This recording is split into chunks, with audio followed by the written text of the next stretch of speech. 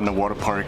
I have 15 minutes between a couple of calls to talk about a question that I get asked quite often, which is, how do I get started learning about crypto? So let me share my experiences that I've had in the past when I got started with the space and how I started learning about it. So I feel the crypto space is quite confusing if you are getting started. It's kind of hard to find out which sources are valuable, which ones are just blah blah. I think that's completely normal for such a new space that's moving at such a rapid pace. Concepts have not really been defined yet. What is a cryptocurrency? What does mining mean? Does that always mean proof of work, or could it also mean proof of stake? What is a decentralized computer? How is a decentralized computer connected to a cryptocurrency? Why is it beneficial for certain business models to be tokenized? There's so many questions, and I don't think anyone has the right answer to all of them. It's all about finding it out and understanding how things are connected. But I do want to share some ideas or some sources or things that have helped me in the past. Number one, I think it's good to just force yourself to learn about the space, and one way to do this is to set aside a certain amount, let's say $50 or $100, and invest that into a cryptocurrency.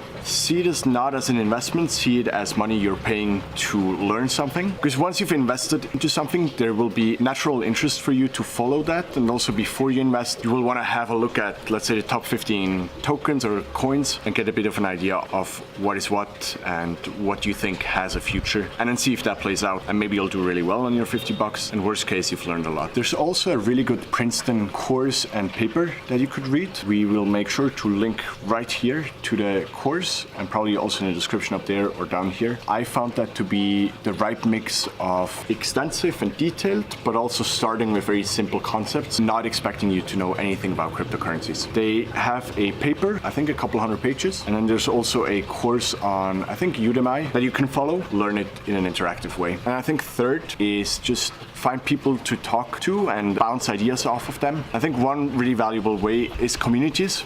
One community that you could join is nextblock.io. Nextblock is a project that a bit more than a year ago started with me looking for someone who could write news summaries. So back then I was involved in Zendesk and The Affinity and a few other projects, and I realized that I will never have the time to follow all the news that are coming out in this space every day. And so I was wondering, what is a way for me to scale my time or to still get the gist of what's happening in this space every day? And I went on Upwork and Freelancer and a bunch of other sites, and I've used this hiring process that I've described in an earlier episode to find someone who's already invested and thinking about crypto and probably reads a lot of the news every day and would summarize the news for me in like very actionable bits and pieces every day via WhatsApp. And I found this guy. His name is Connor. He is based in the UK, and he's been a forex trader in the past and has spent the last few years on cryptocurrency trading. And so he started providing these news summaries to me. At the beginning, I think it was twice daily that I would get a WhatsApp message which had kind of one-liners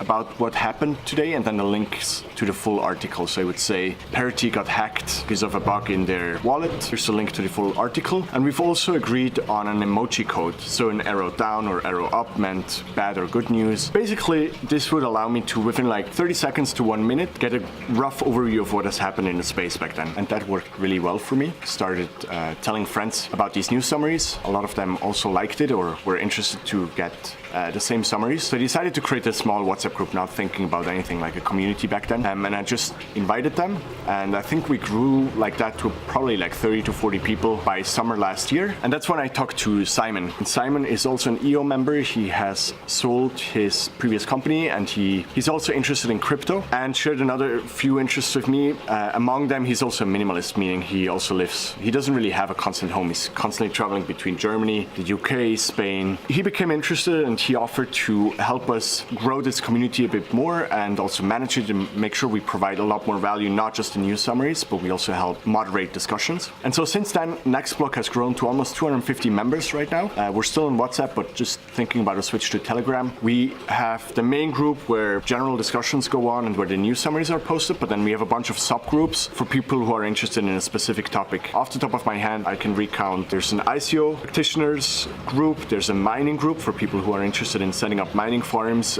and mining operations. There is a crypto bot channel, so for people who want to talk about automating their trading. And then we also started doing in real life gatherings and meetups. So we've had people meet in London, Berlin. Zurich is coming up next week. What I really like about this community versus many of the other Telegram groups and WhatsApp groups that you can join is that everyone has an interest in the technology and the concepts of blockchain and not just the price of a certain coin. So you will never find stuff like, oh, Bitcoin just hit 12,000 or Bitcoin just fell like 30%. Everyone who's in the group understands that price fluctuations are just part of this game, and everyone is interested in seeing the long-term vision, like what can we use blockchain technology for? What are good resources to learn about blockchain? And so I'd say if you've invested in a coin and made your first steps and understand the basics of what a cryptocurrency is and how you can buy it, if you've read the Princeton paper or followed the Udemy course, if you're then interested in discussions with like-minded people and want to learn more and exchange your thoughts and bounce ideas off of other people, then head over to nextblock.io, sign up,